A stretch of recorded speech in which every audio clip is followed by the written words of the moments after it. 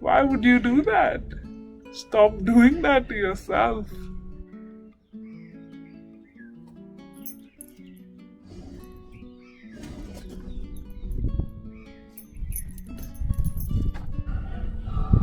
And you can. Whoa.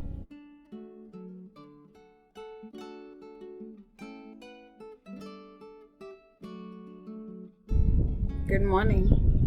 Can you see me? Well, I hope not. Because this shaking figure is sure me, but anybody else that you see in this video wasn't invited by me. So I don't know who you're seeing right now. But I'm here to talk about a very important topic today. At least it's very important to me. So I hope that by the end of the video, we acknowledge the elephant in this room that we've been avoiding, and that we all hopefully see the light. So, the virus happened, and probably our health should be our biggest flex right now.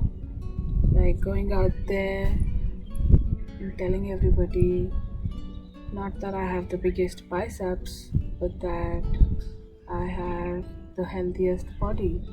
Like I can go through a day without needing any sort of medicine or external help to keep me up and running. But that's not the case. And sadly, even now, we're all worried about being productive. Even through a pandemic, we're worried about being productive. According to Fair D'Souza, about 18.9 million jobs have been lost in India during the pandemic since the lockdown started, and about 5 million salaried people have lost their jobs. So then, are these people not a part of the productive human population anymore, even though they'd probably give anything to be able to work again or to be able to put food on the table again? Would you then consider them not productive anymore? People have lost their lives, their livelihoods, their loved ones, people from their family, people that they couldn't imagine living without. People have lost their jobs. And most importantly, people have lost their work-life balance that probably kept their mental health in check. They don't know what to do. They don't know how to spend all this time anymore if they don't go to work. They don't know how to spend all this time with a toxic family or a toxic partner anymore. And we still take our good health for granted. So please don't get me wrong, I'm not talking about the kind of jobs that people have been doing to put food on the table, or the other kids who are going to college and attending online classes. That's not what I mean by productivity. I don't mean the basic tasks that you have to accomplish in your day to get through it. No, I am talking about the need to be productive even when there isn't any. Your hard work matters, and yes, your hard work gives your life some meaning, but your life matters too, and most of all, your health matters. It does. So, this is not an anti hard work video. On the other hand, what this is an anti burnout video. To constantly go from one project to another, chasing one deadline after another, is absolutely fine, rather healthy for your mental health for a very short duration of time, while you have a lot of work to do. But if you make it a lifestyle, feeling that sense of accomplishment only when you've met a deadline, or only when you're on deadline, or only when you're grinding yourself and being a part of the hustle culture, that's really toxic. That can kill you, and that can kill you very, very soon. If the virus has taught us anything, it's probably that death is nothing but statistics and numbers. The people who die are just another number. It's not even a name on the list, it's a number. And for everybody on this planet except for the people who love you, it does not matter what you're going through, because everybody is going through something. But to the people who love you, and to the people who care for you, and the people who watch you grind yourself, even if you're doing for them, it brings no pleasure. And it certainly brings no pleasure to you, at least not in the longer term. We're afraid to give ourselves downtime. We're afraid to give ourselves rest time. We're afraid to take an unscheduled nap. I mean, I for myself, every time I take an unscheduled nap, I wake up feeling so guilty, as if I've done something really wrong, as if I have hampered my productivity completely. But the funny part is that even when I was not napping, I was just sitting there with a book in my hands, hoping I could sleep. I was sleeping in my brain. My brain was asleep. And I was just staring at the book. I wasn't reading anything. So then, while I was staring at the book, not reading anything, was I being productive? More than while I was napping. Because I don't think I was being productive while reading. I was being more productive while napping, because at least it gave me some energy to wake up and do something. I'm talking about the days that we get carried off, the days that we forget that we spent an entire day doing something that isn't really productive, the days when we feel happy but we didn't do anything productive, and the days we spend doing things that we love but they do not show up on our productivity chart, and they don't help us achieve our goals. Not directly though. I mean, if you take a nap, it sure helps you achieve your goal by recharging your battery, but sleeping does not take you anywhere, at least not in the capitalist terms. Even gods get a Sunday off, like they're not working, they're just like, nah bitch, we're not listening to your prayers today. We're just not. But for us, there are memes that go around that say that it's not a Sunday if I'm not sitting there by the evening depressed about how I wasted my day. And we all relate to it. But then, what is a wasted day? How do you waste a day as long as you're alive?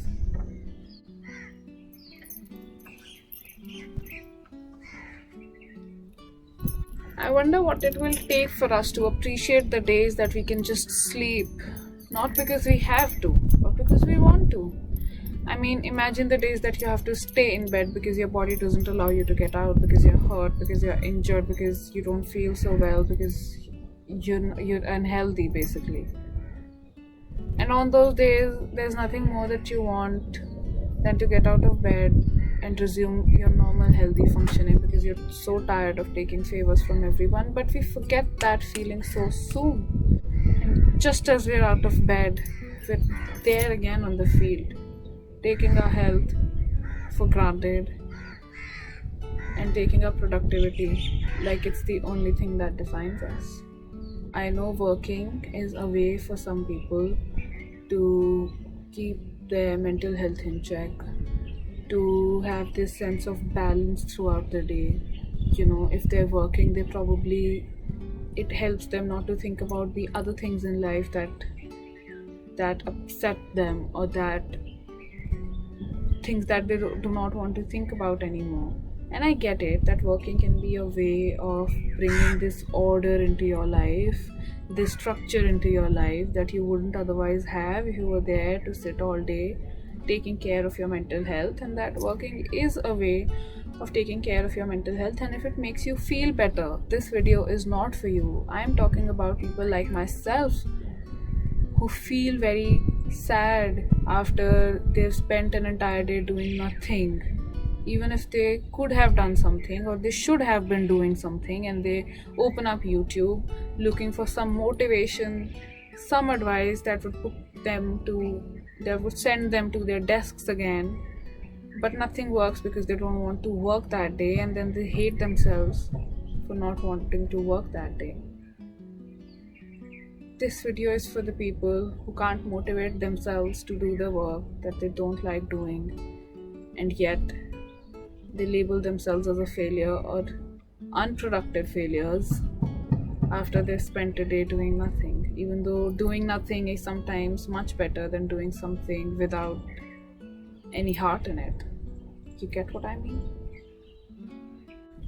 I know these are not capitalist terms, but I believe that we need to normalize the fact that sleeping is productivity, crying is productivity, lying in bed all day is productivity, long phone calls is productivity, walks are productivity.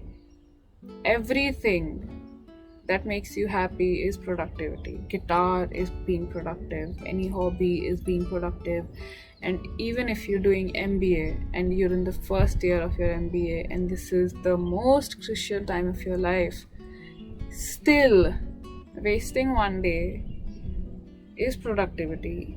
We measure ourselves according to such narrow standards that every time somebody is doing something productive and we find about it on the social media, that only shows the 100th perfect take and not the 99 failed ones, we think of ourselves as not good enough. And I mean, kudos to people who've spent the lockdown acquiring new skills, learning new tricks and tips on how to make their life more useful. But even if you haven't been doing anything, even if the only thing that you can say about the lockdown was that you didn't get the virus, I mean, isn't that an achievement in itself? Isn't that being productive? Does that not count? It should. It should count. More often than not, we measure ourselves by what's on somebody's Instagram, by what's on somebody's YouTube, by what's on somebody's CV, by what somebody says about themselves, by what somebody feels about themselves in public. And we generally are not aware of the struggles that go inside their mind and we just take them for their face value. I mean, who does not struggle? Who does not have bad days? Who puts on makeup like the aesthetic makeup that they do on Instagram at home for no reason at all? We all do it for the pictures, we all do it for the content. We are all on a very different journey, and to hate yourself for sleeping or for spending the day one day doing something that you love is like hating your car and then smashing it for all the time that it spent in the service station. It's pointless. It does not make any sense for you to do that. Why would you do that? Stop doing that to yourself. They say work now and there'll be plenty of time to sleep when you're dead. But when you're dead, they'll burn you with the logs. We don't even get a burial, so we can't even lay beneath the ground and watch everything that's happening. I mean, we go. And then how will we watch sunrises like the one you just did today? It's impossible. Even if I planned this video and got up at 5 a.m. for this, and I still can't show the sun to you because of my bad camera quality and a cloudy day. But still, the experience is so beautiful and the Hawaii are so beautiful. I wouldn't trade this experience for anything else in the world. And I definitely do call it being productive. I don't know if you do. I hope you have a good day. I hope you saw the light.